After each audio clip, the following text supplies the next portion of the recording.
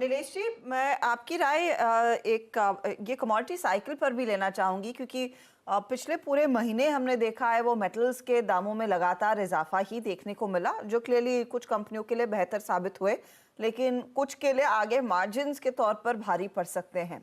लेकिन इस सिक्लिकलिटी में क्या अभी भी निवेशकों के हाथ में और पैसे बनाने के मौके मिलेंगे?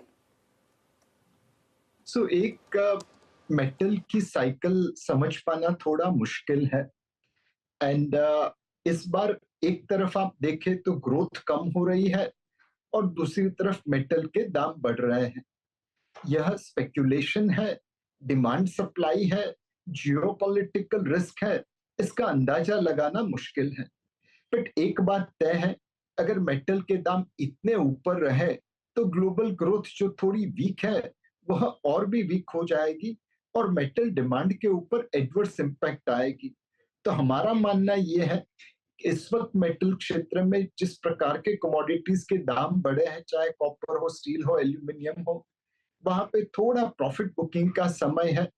साइकिल कब टर्न होगी किसी को पता नहीं है। बट इस लेवल पे मेटल प्राइसेस को सस्टेन होना थोड़ा मुश्किल लगता है, looking at the global growth. यहाँ पर एक और चीज नीलेश जी जो हमने रीसेंट पास में देखी है वो हेवीज वर्सेस मिड कैप्स, और उस पर हमने खूब चर्चा पहले भी की है। यहाँ से अगले मूव के लिए आपको क्या लग रहा है? दिग्गजों में ही सबसे ज्यादा वो पोटेंशियल अभी भी दिखाई दे रहा है, अर्निंग्स के लिहाज से हो या फिर बाकी के जो ट्रिगर पॉइंट्स हो? ये साल दिग्गजों के नाम ही है अब तक।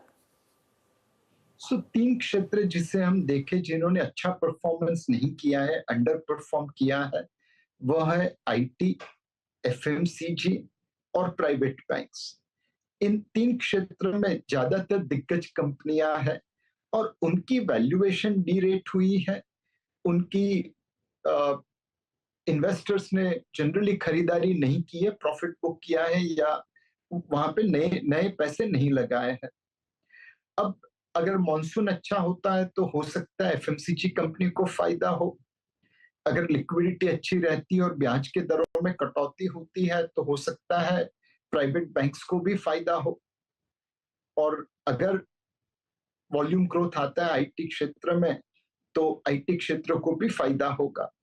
ये तीनों सेक्टर की अंडर परफॉर्मेंस होने की वजह से वैल्यूएशन अब आपकी फेवर में है और ट्रिगर है मॉनसून के, वॉल्यूम ग्रोथ के या रेट कट्स एंड लिक्विडिटी के, जो इन क्षेत्र को सहारा दे सकते हैं। यह आज नहीं होगा वो सर्टेन है, बट आने वाले 6-9 महीनों में शायद इसमें से कोई ना कोई घटना घटित हो जाए। अगर ये होगा तो ये तीन सेक्टर चलेंगे और उनमें दिग्गज कंपनी का चलना स्वाभाविक है। तो ये सारे कारणों की वजह से मुझे लगता है कि large cap risk adjusted return wise अब सबसे अच्छा मौका दे रहे हैं। मिड और स्मॉल कैप में आपको बहुत सिलेक्टिव होना पड़ेगा और माइक्रो कैप और एसएमई में प्रॉफिट बुक करने का समय है। कि आपका व्यू कंसिस्टेंट रहा है। एक आखिरी सवाल मेरी तरफ से, वोडाफोन आइडिया का एफपीओ आया और एक ऑब्वियसली स्टॉक स्पेसिफिक सवाल नहीं है मेरा, लेकिन मैं एक बहुत जनरल सवाल पूछ रहा हूँ आपसे। एक 18,000 करोड़ के एफपीओ पर 1.25 लाख करोड़ की बोलियां, ये क्या बता रहा है आपको? क्या ये एक सेक्टर में कॉन्फिडेंस है कि जो इतना बड़े सिर्फ एक होप ट्रेड पर लोगों ने इतना पैसा लगा दिया, या फिर ये भारत की ग्रोथ स्टोरी पर एक कॉन्फिडेंस है? और इस स्पेस में अब आपका क्या व्यू है? अनुज भाई, इंडिया में आप जो भी कहे उसका ऑपोजिट भी आप प्रूव कर सकते हैं। तो इस ट्रेड में कई लोग आए हैं जो टेलीकॉम क्षेत्र पे बुलिश है। उन्हें लगता है इलेक्शन के बाद टेलीकॉम आरपूस में अपवर्ड रिविजन होगा एंड उस वजह से टेलीकॉम कंपनीज को फायदा होगा। कुछ लोगों ने कंपनी स्पेसिफिक कॉल लिया है कि ये कैपिटल इन्फ्यूजन की वजह से उनकी सेकेंड इनिंग चालू होगी। एंड सरकार भी कह रही है कि हमें भारत में ड्यूओपोली नहीं चाहिए, कम से कम 3-4 कंपनीज चाहिए टेलीकॉम क्षेत्र में। तो हो सकता है कोई ना कोई कंसेशन मिलेगा, कोई ना कोई बेनिफिट मिलेगा, कोई ना कोई पॉलिसी चेंज होगा जो इस कंपनी को बेनिफिट होगा। तीसरा, कुछ ऐसे लोग हैं जिन्होंने देखा होगा कि भाई ये 10 रुपए का स्टॉक है, चलो निवेश कर देते हैं, देखी जाएगी क्या होगा। तो मेरे हिसाब से अलग अलग प्रकार के लोग अलग अलग व्यू से इस कंपनी में आए हैं। मैं आशा रखता हूं कि समझदार लोग ज्यादा आए होंगे, मोमेंटम चेजर्स कम आए होंगे। नीलेश जी, बहुत बहुत शुक्रिया हमारे लिए समय निकालने के लिए।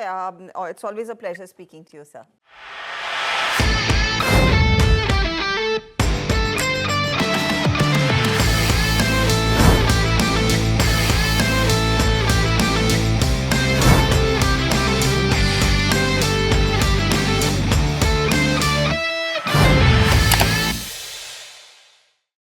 बता दें कि मनी कंट्रोल पर दिए गए विचार एक्सपर्ट्स के अपने निजी विचार होते हैं। वेबसाइट या मैनेजमेंट इसके लिए उत्तरदायी नहीं है। यूजर्स को मनी कंट्रोल की सलाह है कि कोई भी निवेश निर्णय लेने से पहले सर्टिफाइड एक्सपर्ट की सलाह लें।